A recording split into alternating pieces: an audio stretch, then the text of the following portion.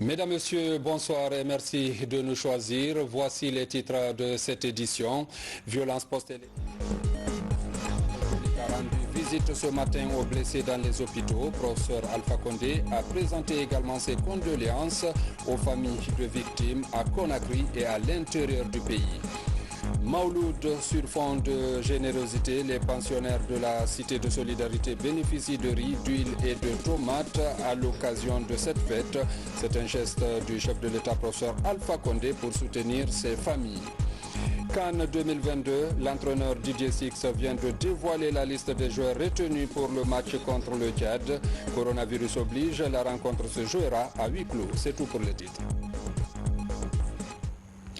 Une fois encore, bonsoir et bienvenue dans ce journal. Le président de la République était cet après-midi dans les hôpitaux du camp Samori Touré et de Donka pour rendre visite aux blessés victimes de violences post-électorales.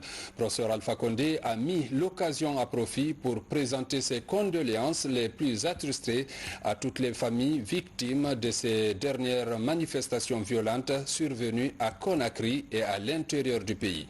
Reportage Sanassi Keita. Après les manifestations violentes post-électorales qui ont entraîné plusieurs morts, blessés et d'importants dégâts matériels à Conakry et dans quelques villes de l'intérieur du pays, le président de la République arrive au chevet des malades dans les structures sanitaires de la capitale. Excellence, Monsieur le Président, je vais vous faire la situation générale. Ici, nous avons arrêté un décès hospitalier et 8 dépôts de corps, c'est-à-dire les corps qui sont arrivés, nous avons déposé à Ignazdine. Nous avons enregistré 40 blessés et toutes des sorties. La particularité de cette année, c'est que nous n'avons référé à l'hôpital syro-guinéen que 2 malades seulement.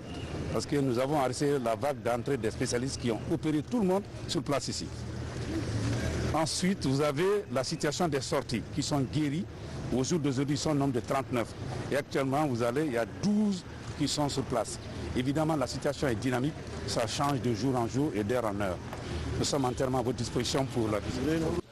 Première étape de cette sortie du professeur Alpha Condé, le camp Almami Samori Touré. Ici, ce sont des agents des forces de l'ordre qui sont alités. Dans toutes les salles d'hospitalisation, le président de la République a fait le tour pour s'imprégner de l'état de santé de tous les malades. Une occasion pour les médecins de souligner. Là, c'était un PMAK, c'était le bal du PMAK, parce que là, ça s'est passé ici. Donc, il y avait une effraction du foie, mais nous avons pu faire le parage. Il est à J5 post-opératoire, le transit est bon, les drains ils ramènent. Donc, mais est-ce qu'on a besoin de reprise de nouveau bien, c'est fini? Non, l'évolution, ça va. Il arrive à s'alimenter normalement? Oui, il a commencé l'alimentation. Et il peut se mouvoir? Oui, ils ont commencé les mouvements depuis hier. Il faut se lever et tout ça. Oui. Donc, Georges Roy, que nous avons reçu en provenance de l'abbé, alors pour une plaie abdominale. Donc il y avait à l'examen des plaies punctiformes. Donc à l'exploration, nous avons posé l'indication. L'exploration a mis en évidence une perforation au niveau intestinal. Donc nous avons fait le parage. Aujourd'hui, il est agi. Les balles, c'était des chevauchines. C'était des balles avec l'arme traditionnelle. Donc aujourd'hui, il est à J3 post-opératoire, l'évolution est satisfaisante.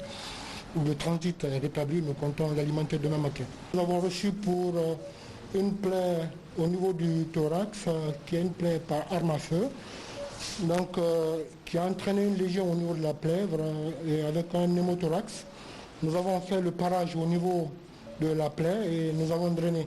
Également, il est à J5 post-opératoire, l'évolution est satisfaisante.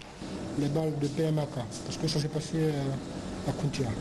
Donc là, nous avons fait le parage également chez lui, l'évolution elle est vraiment satisfaisante. Vous avez été de la balle? Bon, c'était sorti, la balle était sortie. La balle était sortie. C'était sorti. Lui s'est entraîné entre moi et puis là on a fait le parage, l'évolution pratiquement... Il arrive à se lever normalement? Oui, il mange, il se mouvoit. Oui, il se mouvoit. L'hôpital d'Anka a été la deuxième étape de cette visite du président de la République. Là également, le chef de l'État est venu s'enquérir de l'état de santé des blessés des manifestations violentes post-électorales. Partout dans les salles d'urgence, le président Alpha Condé est venu au chevet des malades pour partager avec eux les douleurs qui les affligent. Quant aux différents blessés, les médecins traitants rassurent. Lui, il a 22 ans. Il a été reçu le mercredi. Là, c'est un cas de traumatisme par arme à feu. Il a reçu une balle qui est passée par la hanche droite et qui est sortie par la fesse. Actuellement, il est déjà pris. Alors, à l'intérieur, il y a une porte d'entrée et une porte de sortie, donc on n'a pas vu la balle. Voilà. Et il a déjà été pris en charge. Actuellement, il a un peu de problème neurologique qu'on est en train de gérer. Ce cas-là, ce n'est pas une fracture par arme à feu. Ça devait être un caillou ou une barre de fer. Une barre de fer? Oui. Non. Une barre de fer? Oui. Ou un caillou. Après avoir pris les nouvelles des personnes hospitalisées dans ces différentes structures sanitaires de la capitale, le président Alpha Condé indique. J'ai voulu voir les différentes victimes, tant au niveau des forces de l'ordre que des civils. Je constate que beaucoup de forces de l'ordre ont reçu des balles de chevrotine. Bon, Dieu merci, que ce soit les militaires ou les civils. Nos médecins ont fait des efforts extrêmement importants, même des miracles, parce qu'ils ont pu sauver quand même tout le monde. Donc pour moi, il était très important de connaître la situation de ces malades-là pour voir exactement. Et je félicite, je remercie nos médecins pour les soins qu'ils ont pratiqués sur toutes ces victimes, de toute façon indifférente, que ce soit militaire ou civil. C'est extrêmement important pour nous. Parce que tous les Guinéens sont égaux devant la santé comme devant la loi. Le chef de l'État a par ailleurs présenté ses condoléances les plus attristées à toutes les victimes des familles de ces manifestations, tout en souhaitant prompt rétablissement aux malades. Et puis le président de la République a reçu en audience au palais Sékou Touréa le responsable de l'usine Siao. Au menu de l'entretien, le maintien du prix du riz à 200 000 francs guinéens. L'opérateur économique Houssen Daklala, au sortir de l'audience, rassure. Il est au micro de Sanassi Keita. C'était pour ramener le prix du riz dans tous les conteneurs et les points de vente à 200 000 au lieu de 250 000. Monsieur le Président a instauré le ministre du Budget de trouver comment compenser le perte sur le prix parce qu'il veut que le panier des ménagères ne souffre pas. Il a dit que son nouveau mandat là, il a dédié aux ménagères, donc il dit qu'il n'a pas question de monter le prix dans tous les conteneurs. On reprend le prix de 200 000 dans nos différents conteneurs jaunes qui sont en ville. Il faut dire que par rapport à cette crise, l'on a assisté à la fermeture des boutiques, chose qui a créé la pénurie de certains produits de grande consommation. L'Observatoire citoyen du droit des consommateurs appelle à la réouverture des magasins. Reportage Bernard Tonguino. Depuis plus d'une semaine, quelques habitants de Conakry font face à une crise de denrées alimentaires et autres produits de grande consommation. Crise due à la fermeture des boutiques et magasins à plusieurs endroits de la capitale. Face à la situation, l'Observatoire guinéen des droits des consommateurs monte au créneau pour dénoncer ce qu'il qualifie de violation des droits des consommateurs. L'Observatoire citoyen des consommateurs OCDC, soucieux du bien-être des populations sans distinction aucune, ne peut passer sous silence les violences dont sont victimes les paisibles citoyens. Au nombre de ces violations constatées, il est à déplorer l'agression physique aux armes de guerre et aux armes blanches, le pillage et la destruction des biens de certains citoyens, le blocage des routes interurbaines empêchant tout acheminement des denrées de première nécessité pour approvisionnement des marchés locaux, la fermeture des boutiques et magasins depuis d'une semaine aux consommateurs, l'augmentation fantaisiste des prix sur les produits, la perturbation persistante du réseau des services de téléphonie mobile, limitant ainsi l'accès des consommateurs aux médias sociaux. Après avoir déploré les pertes en vies humaines et la destruction des biens, l'Observatoire citoyen plaide en faveur de la réouverture des magasins de la sécurisation des biens publics et privés. Nous, OCDC, appelons tous les Guinéens à préserver la paix, la quiétude sociale, gage d'un développement durable. Par la même occasion, nous dénonçons et condamnons avec la dernière énergie tout comportement de nature à pénaliser les citoyens et fragiliser le tissu social. Demandons l'arrêt immédiat de toutes ces formes de violence et appelons les candidats et leurs militants à la retenue. Dans les jours à venir, cette plateforme de la société civile compte s'impliquer dans la sensibilisation des parties prenantes autour de la problématique de sécurisation des produits commerciaux et de respect des droits des consommateurs. Du côté des commerçants, cette pénurie est liée à l'insécurité. Les importateurs rassurent cependant de la disponibilité des stocks. Ils comptent reprendre l'approvisionnement des marchés avec la reprise de la circulation. Reportage Lancé Koulibaly. La crise post-électorale s'est répercutée sur les prix des denrées de première nécessité. Cette hausse des prix est liée, selon les autorités en charge du commerce, à une perturbation du circuit de distribution.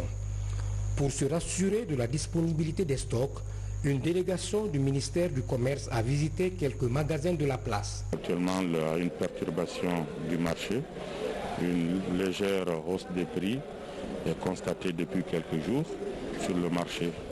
Et donc il était question, nous étions assurés, mais il était question pour nous de venir sur le terrain constater la disponibilité des stocks, en particulier en riz et en denrées de première nécessité, pour dire que nous ne sommes pas en situation de pénurie.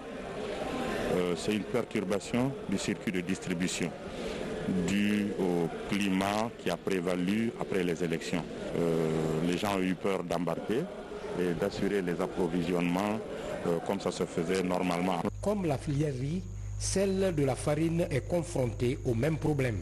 Nous avons aussi fait le constat qu'il y avait une pénurie de pain. En fait, ce n'est pas les boulangers qui ont refusé du tout de fabriquer du pain. Pour les mêmes raisons, le circuit d'approvisionnement, de distribution a été perturbé.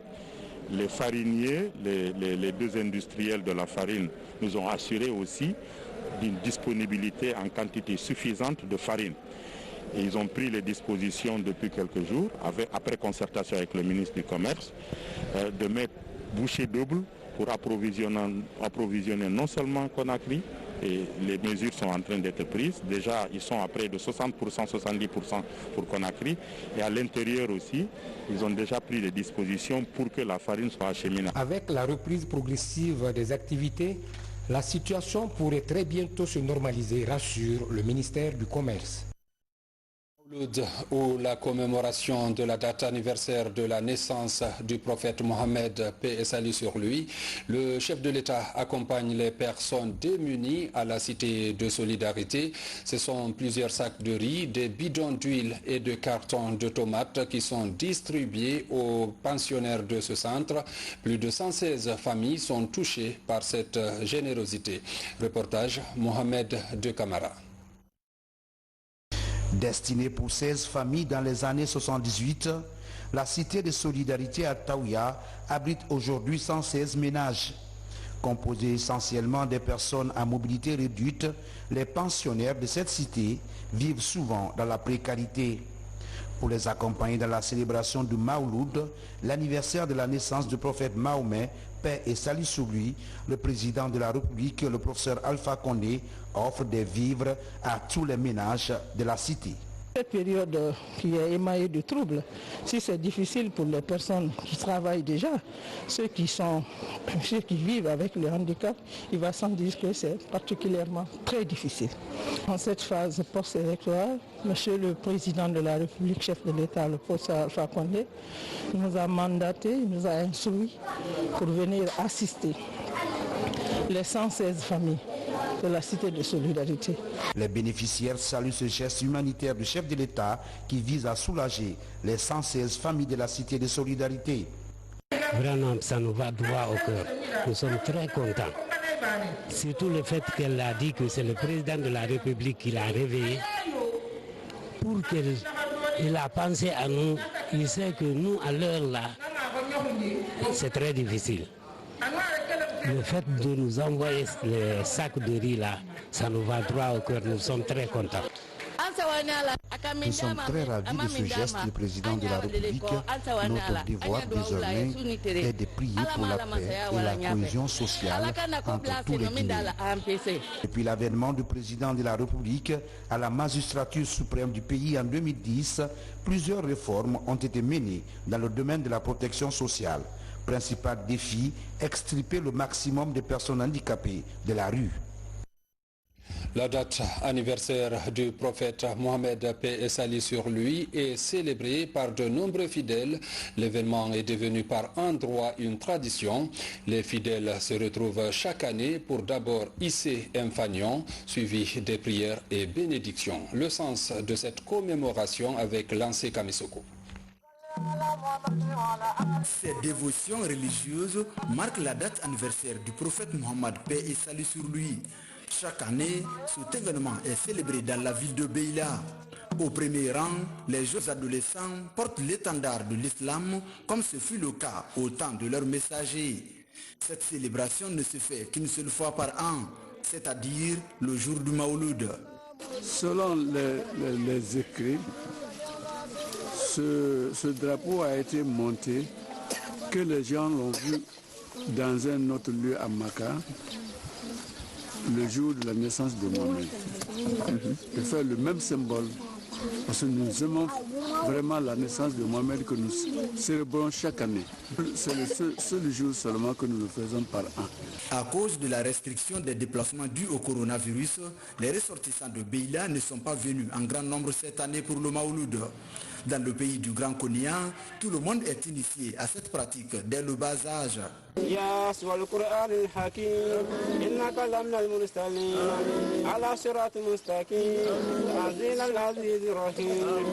Depuis l'installation de Beila, nous avons vu nos grands aïeux, nos pères, nos frères, il y a très longtemps, des siècles maintenant. Ici, à Beila, toute la semaine du Maouloud est consacrée à la lecture du Saint-Coran. Pour ce jour spécial, le parcours du prophète Mohammed, paix et salut sur lui, sera détaillé par les imams aux fidèles musulmans. Et puis ce communiqué du ministère de la fonction publique, de la réforme de l'État et de la modernisation de l'administration. Conformément aux dispositions du décret D numéro 95-250 PRG-SGG du 1er août 1995, instituant les fêtes légales en République de Guinée, les ministres chargés de la fonction publique et du travail portent à la connaissance des travailleuses et travailleurs de secteur public, mixte et privé, que la journée du jeudi 29 octobre 2020, lendemain de la date anniversaire de la naissance du prophète Mohammed, paix et salut sur lui, est déclaré férié, chômé et payé sur toute l'étendue du territoire national. Les ministres chargés de la fonction publique et du travail profitent de cette heureuse occasion pour souhaiter bonne fête à tous les fidèles musulmans de Guinée. Signé par ordre le ministre chargé de la fonction publique, le secrétaire général Ousmane Bangoura. Au Fouta, la paix et l'unité nationale est au cœur des priorités. Le grand imam de la mosquée de Karamoko, Alpha Molabé, pilote la mise en place d'un comité de dialogue. Le groupe est composé de responsables des ressortissants des 4 régions naturelles de la Guinée, à ligne de mire, cultiver la cohésion sociale entre les différentes communautés. Reportage Falilou Diallo, Sarafdine Diallo.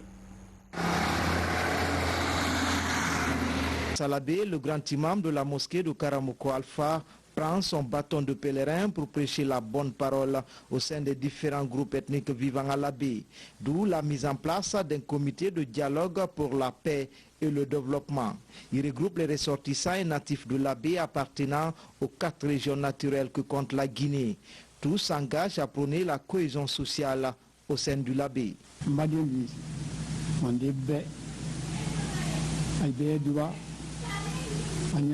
Mes parents demandaient, prions tous qu'Allah nous sauve de cette situation. En Guinée, aucune ethnie n'est supérieure à l'autre. Ce qui est intéressant, qu'on se donne les mains pour que les élections se passent dans les meilleures conditions.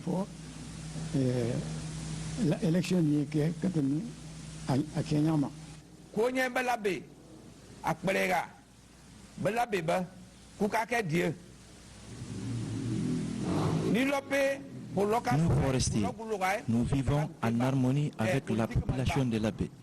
Il ne faudrait pas que la politique des politiciens nous sépare. Toutes les ethnies doivent se donner les mains pour l'intérêt supérieur de notre Guinée.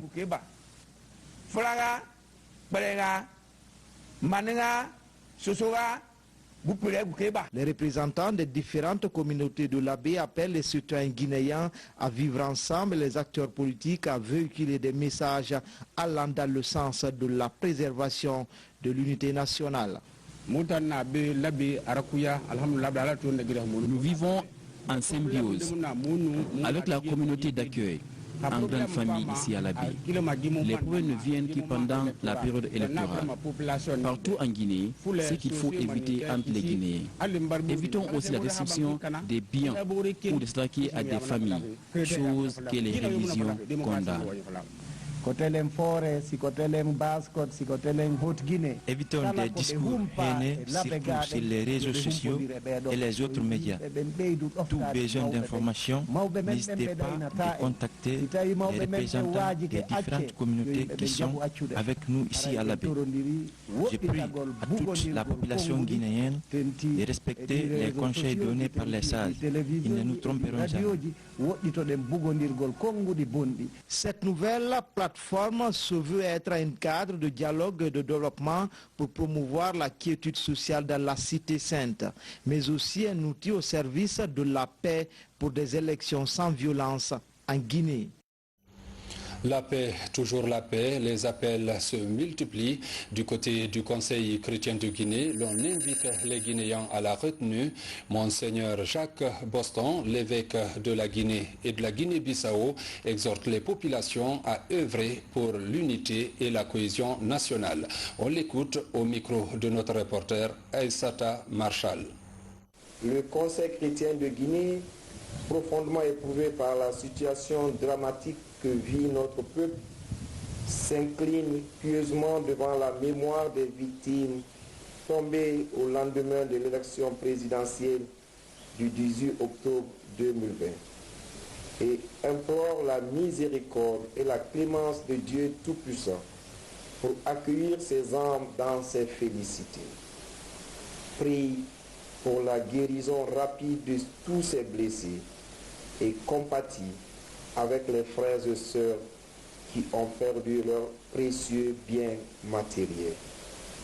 Nous présumons que chaque Guinéen veut pleinement communier avec ce bonheur de rencontrer Dieu et d'être reconnu comme un artisan de paix dans notre pays.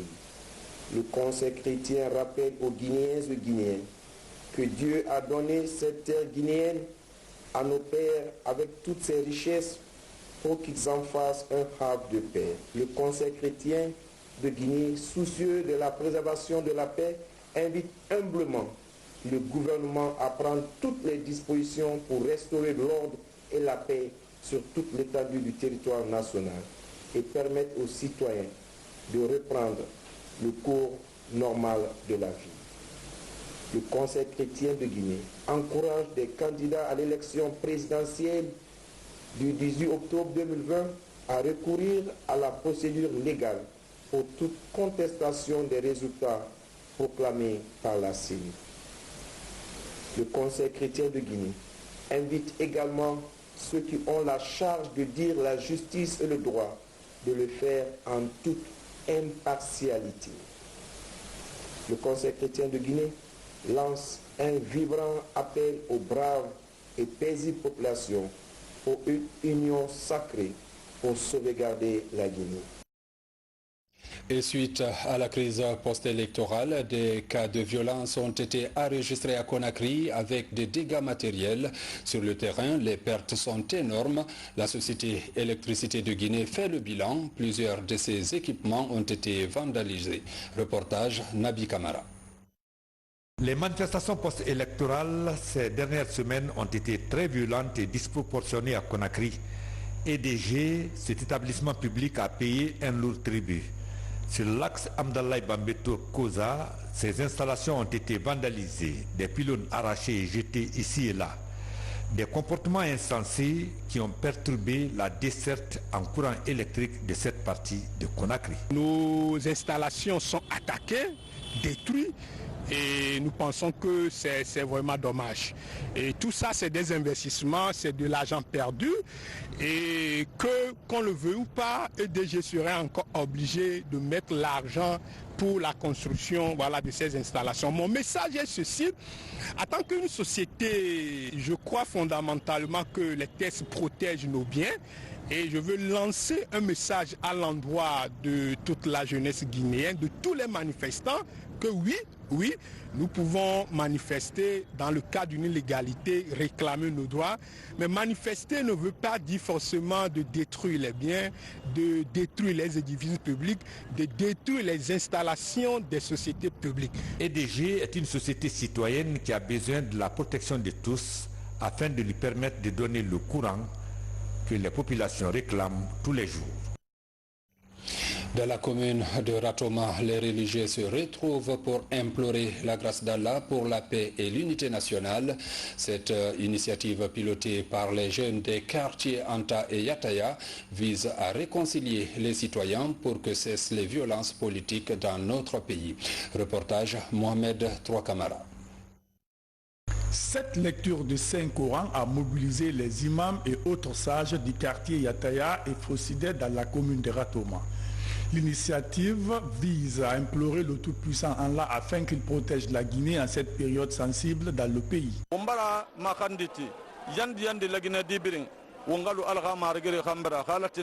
Nous demandons aux Guinéens d'observer le calme et d'accepter la volonté divine partout, de prêcher la paix. Cette initiative des jeunes a connu également la présence des autorités administratives et élus locaux de la commune de Ratoma. Ensemble, elles invitent les citoyens à la retenue et à la culture de la non-violence.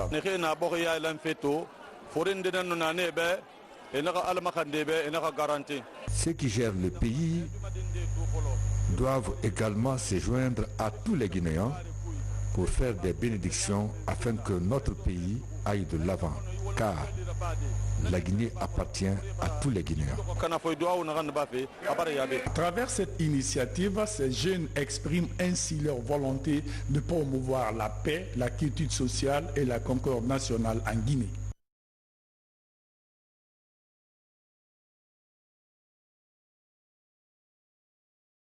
À la signature d'un accord important pour la Guinée, il s'agit de la ligne de crédit représentant le gap du financement de la construction et de l'équipement de 2 hôpitaux régionaux à Kankan et Zérékoré. Coût total du gap 20 505 623 $ américains. Fatoumata Baldé, ambassadeur de la République de Guinée en Inde, et Saroj Kuntia, manager général de l'Exim Bank India, ont paraphé les documents. Une initiative du président de la République qui veut favoriser un meilleur accès aux soins de santé des populations de l'intérieur du pays. Le coût total du projet s'élève désormais à 55 505 623 $ américains. Sport, football, le sélectionneur national Didier Six a publié la liste de 23 joueurs qui doivent affronter le Tchad au compte de la 3e et 4e journée des éliminatoires de la CAN 2022. Coronavirus oblige, le match se jouera à huis clos. Explication, Kadiatou Traoré. 2 rencontres décisives pour l'équipe nationale senior de Guinée. Les 11 et 15 novembre prochains, le Sili affronte le Tchad à Conakry et à N'Djamena dans le cadre de la 3e et 4e journée des éliminatoires de la Coupe d'Afrique des Nations Cameroun 2022. Pour cette double confrontation, 23 joueurs sont convoqués par le sélectionneur Didier Six avec pour ambition d'assurer la qualification. Moi je suis un coach qui évalue comment on peut aborder les matchs que l'on va aborder. Et notamment le deuxième match qu'on va aborder, on a besoin que le ballon circule beaucoup au sol. Parce que pratiquement, si on gagne nos 2 matchs, il y a une grande chance qu'on soit qualifié. Si on arrive à se qualifier sur ces 2 matchs, il y aura beaucoup d'ouvertures qui pourront se faire vis-à-vis d'autres joueurs. Sans surprise, ils sont 3 gardiens de but, 7 défenseurs, 7 milieux de terrain et 6 attaquants, presque les mêmes joueurs au dernier regroupement au Portugal. Le choix s'explique par la constance des joueurs et leur régularité dans leurs clubs respectifs. Pour mieux préparer ce match, le département en charge des sports, la Fédération guinéenne de football, l'Agence nationale de sécurité sanitaire, entre autres, se sont concertés pour prendre toutes les dispositions liées à cette rencontre. Le match aller prévu ici à Conakry se jouera à huis clos. C'est pourquoi la Fédération guinéenne de football, de son côté, explique les nouvelles exigences de la CAF. Après 8 mois, la FIFA a essayé de revoir la copie, voir est-ce que, avec le temps qu'il fait, on ne peut pas reprendre nos activités. Et en reprenant ces activités, donc, elle a mis une commission technique en place qui a travaillé sur un protocole organisationnel des matchs pour que les critères d'organisation de façon standard soient respectés. Cette rencontre, qui intervient dans un contexte de crise sanitaire, l'Agence nationale de sécurité sanitaire, partie prenante, rassure de prendre toutes les dispositions possibles pour le respect strict des mesures édictées par l'État. Par rapport à la question de test, c'est vrai que pour l'équipe adverse, c'est-à-dire l'équipe qui quittera de l'autre côté pour venir en Guinée, et nous avons des protocoles et ils seront tous soumis à ces différents protocoles. Chaque personne rentrant au pays, c'est-à-dire en Guinée, il doit venir avec un test de PCR. Et ce test de PCR aussi, il doit avoir une validité, c'est-à-dire 72 heures, comme l'a dit le standard de la Guinée. Alors toute personne qui viendra sans ce test de PCR, ces joueurs de l'international seront soumis à un test à partir de l'aéroport. A signaler que 2 jours avant le match, une dernière rencontre est prévue au stade du 28 septembre pour la simulation des dispositions prises afin de mieux les exécuter le jour J. Comme vous venez de le constater, c'est plutôt un reportage signé Bintia Condé. Mesdames, Messieurs, ainsi prend fin ce journal. Merci de l'avoir suivi et bonne suite de programme sur la nationale RTG Coloma.